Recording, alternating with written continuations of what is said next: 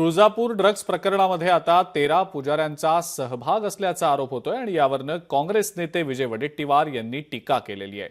मंदिरांचं पावित्र्य घालवण्याचं पाप सुरू असून यामध्ये विशिष्ट पक्षाच्या आमदारांच्या जवळच्या लोकांचा समावेश असल्याचा अत्यंत गंभीर आरोप वडेट्टीवारांनी केलेला आहे। नाही सगळे आता भ्रष्ट झालेलं आहे। देवांना सुद्धा या लोकांनी सोडलेलं नाही। ज्या पवित्र देवालयात हे राहतात त्याचं पावित्र्य घालवण्याचं पाप अलीकडे सुरू झालं आहे आणि त्यामध्ये राजकीय लोक त्या ठिकाणी पुढे येत आहेत। एका विशिष्ट पक्षाच्या आमदारांच्या जवळची लोक त्या ठिकाणी आता पुढे आले, ते त्यांची नावं पुढे आलेली आहे। ज्या पुजाऱ्यांनी हे पाप केलं किंवा तो पकडला गेला असेल, तो आरोपी असेल, तर त्याला देवालयाच्या दरवाजात नेऊन फटके मारणार का?